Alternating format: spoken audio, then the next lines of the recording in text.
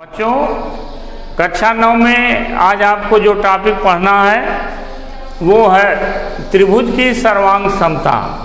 ये बहुत ही important topic है। त्रिभुज की सर्वांग समता से रिलेटेड क्वेश्चन आपको मैथमेटिक्स में हायर क्लास में कक्षा 10 में 11 में 12 में। तो त्रिभुज की सर्वांग समता होती क्या है, ज़रा इसको हम ध्यान से समझने की कोशिश करेंगे। सर्वांग समता का मतलब ही होता है कि जिसका सर्वा अंग समान होता हो। तो आप जानते हो कि त्रिभुज में मुख्य रूप से 6 अंग होते हैं। जैसे त्रिभुज ABC को हम ले लें उदाहरण में, इसमें 3 भुजाएं AB, BC और CA तथा 3 कोण A, कोण B, कोण C यहाँ चित्र में आपको दिखाई दे रहा है। एक दूसरा त्रिभुज है DEF। तो DEF में भुजाएं DE, EF और DF हो जाती हैं और कोण D, कोण E, कोण F, 6 अंग इसके हो जाते हैं। अगर ये दोनों त्रिभुज सर्वांगसम हैं तो एक त्रिभुज के ऊपर उठाकर अगर हम दूसरे त्रिभुज को रखते हैं तो पूरी तरह से ओवरलैप कर लेता है या इसको ढक लेता है। तो त्रिभुज की सर्वांग समता का मतलब यही होता है कि जब सारे अंग समान हों तो एक त्रिभुज दूसरे त्रिभुज को ओवरलैप कर लेगा या पूरी तरह से ढक लेगा या समपाती की अवस्था में हो जाएगा। लेकिन अब अगर आपके मन में विचार आए कि क्या कोण D के ऊपर A रखते हैं, E के ऊपर B रखते हैं और F के ऊपर C रखते हैं तब तो ये ओवरलैप कर लेगा। क्या इसका कोई भी कोण इसके किसी भी कोण के ऊपर रखें तो क्या ऐसा संभव है? तब आपका उत्तर होगा कि नहीं। यद्यपि त्रिभुज सर्वांगसम हैं लेकिन ओवरलैप के लिए जब एक त्रिभुज के संगत अंगों पर दूसरे त्रिभुज के संगत अंगों को रखा जाएगा तभी यह सर्वांग समता ओवरलैप करेगी। जैसे ये हमारे दोनों हाथ की अंगुलियां हैं, अगर हम एक पंजे के ऊपर दूसरा पंजा इस प्रकार से रखते हैं तो ये सर्वांगसम का अच्छा उदाहरण है, देखने में मिल रहा है। अब कारण इसका कि अंगूठे का संगत अंग दूसरा अंगूठा है, माध्यिका का संगत अंग माध्यिका है। अगर इसको ऐसे रखेंगे तो ओवरलैप नहीं होगा।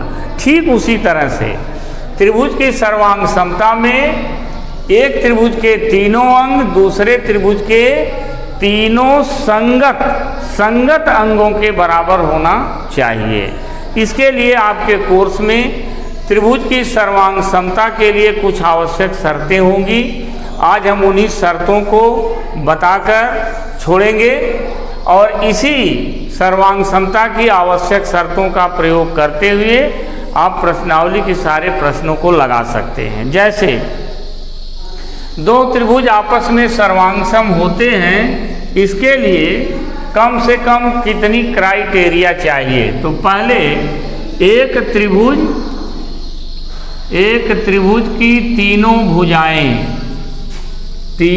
भुजाएं दूसरे त्रिभुज की तीनों संगत भुजाओं के बराबर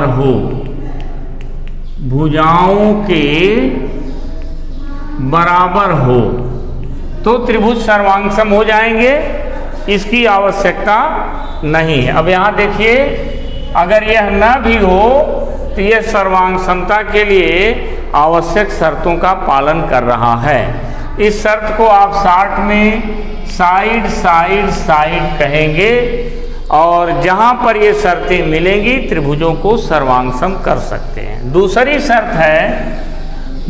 शर्त है कि यदि एक त्रिभुज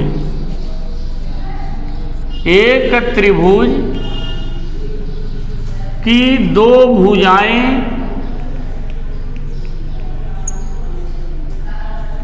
दूसरे,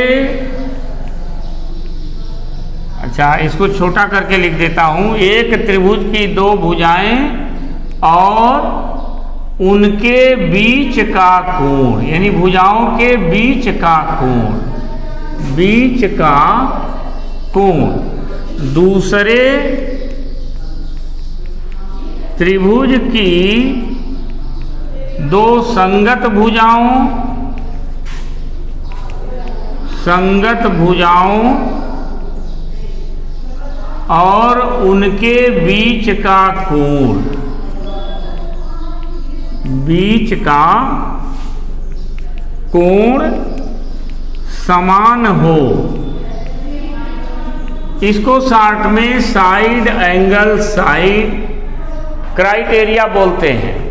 इसके लिए जैसे मान लिया इसमें, इस फिगर में ये दो भुजाएं बराबर मालूम है, ए बी बराबर डी और ए सी बराबर ई एफ मालूम है, तो पर्याप्त शर्त नहीं है कि जिससे ये सर्वांगसम हो सकता है।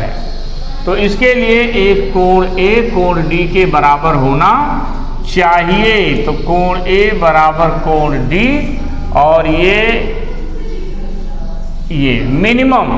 मिनिमम ये शर्त आवश्यक है, फिर ये सर्वांगसम इसको बना देगी।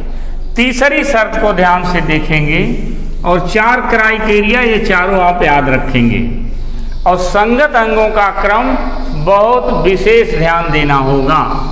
तीसरी, एक त्रिभुज की एक भुजा और किनारे के कोण अपने शब्दों में समझ लेंगे। दूसरे त्रिभुज की एक संगत भुजा और दो कोण। अब यहां पर बराबर होने पर त्रिभुज सर्वांगसम हो गया। इसको शॉर्ट में एंगल साइड एंगल क्राइटेरिया बोलते हैं। इसके लिए अब इस चित्र में देखिए क्राइटेरिया क्या होगी कि कहेंगे सर हमें मालूम है कि कहीं दो त्रिभुज ऐसा मिल गया कि एक ही भुजा मालूम है, एक भुजा के इक्वल मालूम है। फिर सुनो, यहाँ पर केवल BC बराबर EF मालूम है, तो त्रिभुज को सर्वांगसम होने के लिए B का संगत कोण E के बराबर होना और C का F के, तो भी ये बाकी के सारे अंग सर्वांगसम बन जाएंगे, कम से कम इतने अंगों के बराबर होने पर। That is last criteria of congruent triangle. अब लास्ट क्राइटेरिया है सर्वांगसम त्रिभुज की, और वो क्राइटेरिया आपको समकोण त्रिभुज में पाई जाती है। दो समकोण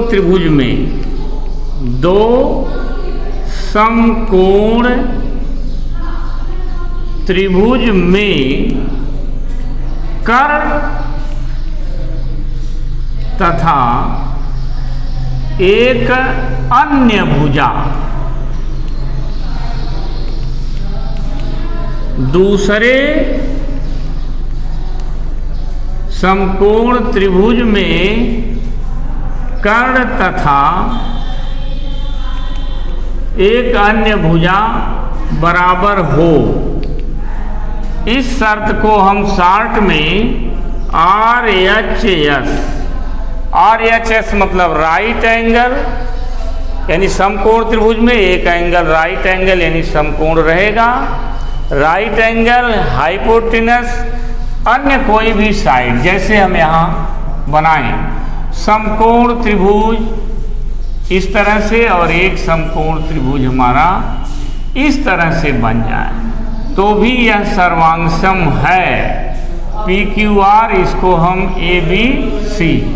अब संगत अंगों को क्रम से देखिए, अगर ये कर्ण इस कर्ण के बराबर हो और एक भुजा इस किसी एक अन्य भुजा के बराबर हो, तो इसको भी यदि हम इस तरह से उठा के संगत अंगों के ऊपर रखने का काम करेंगे तो सर्वांगसम हो जाएगा।